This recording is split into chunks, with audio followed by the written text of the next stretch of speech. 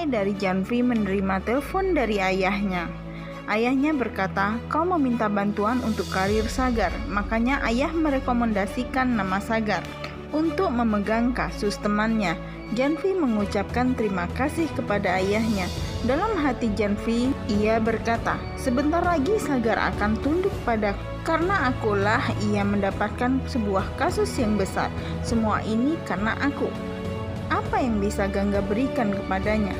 Sagar akan merasa betapa beruntungnya ia menikahiku. Tiba-tiba Madvi masuk ke kamarnya dan menegur Janvi karena tidak memperhatikan Sagar. Kau hanya tidur saja sepanjang hari. Tunjukkanlah bahwa kau bisa melakukan pekerjaan rumah tangga. Saat Madvi akan pergi, ia melihat pil yang ada di atas meja Janvi. Obat apa ini Janvi? Janvi menjawab bahwa itu adalah obat tidur. Madvi terkejut mendengarnya. Mengapa kau mengkonsumsi obat tidur? Wajar saja kau tidur seharian. Madvi berkata, aku memahami kekhawatiranmu, tetapi kau harus tahu bahwa aku bersamamu. Kau harus bisa memenangkan hati Sagar. Janvi berkata, kau sama saja seperti mertua pada umumnya. Kau hanya bisa menyalahkan aku saja atas segalanya.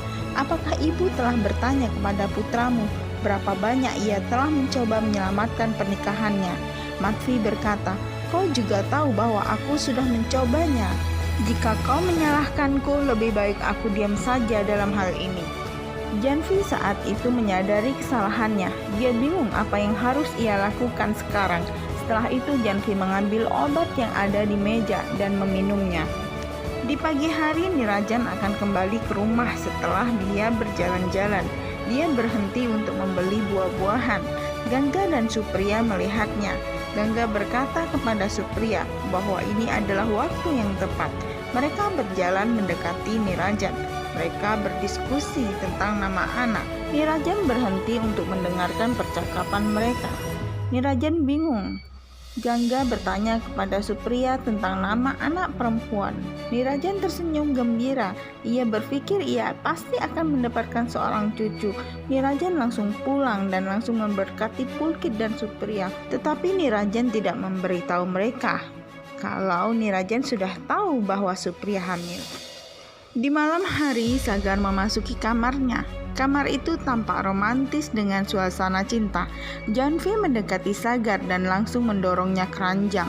Sagar sangat kaget atas perilaku Janvi. Janvi membujuk Sagar agar mau melakukan hubungan suami istri untuk sekali saja, namun Sagar menolaknya. Sagar berkata, apakah kau sudah gila Janvi? Sagar menjauh dari Janvi. Janvi meminta Sagar untuk mengasihaninya dan memberikannya cinta.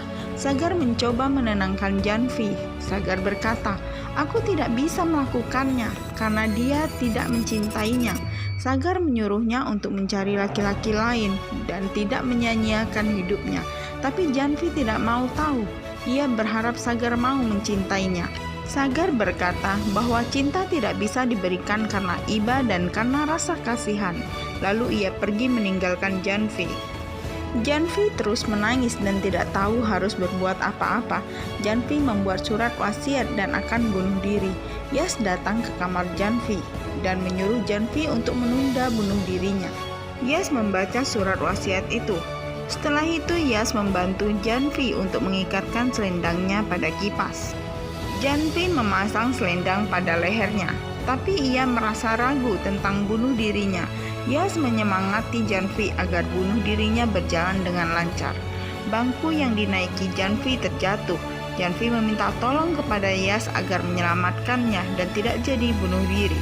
Yas berpikir beberapa saat bahwa Janvi nanti bisa dimanfaatkannya.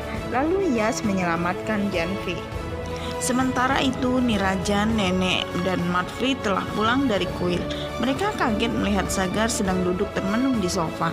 Nenek akan menyapa Sagar, tapi dilarang oleh Nirajan. Ia berkata, biarkan saya saja yang bicara dengannya. Sagar terkejut saat Nirajan ada di hadapannya. Nirajan berkata, aku tahu kau sangat khawatir karena Palas adalah lawanmu. Sagar menyangkalnya. Sagar berkata, "Aku tidak mengerti mengapa Gangga melakukan semua ini, padahal aku telah berusaha untuknya. Dia telah mengecewakanku." Nirajan berkata, "Gangga tidak tahu apa-apa. Semua itu Palas yang melakukannya."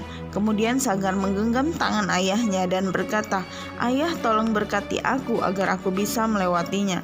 Nirajan berkata, "Berkatku selalu menyertaimu." Waktu di jalan tak sengaja Sagar melihat Palas dihajar oleh para gerombolan Malhotra.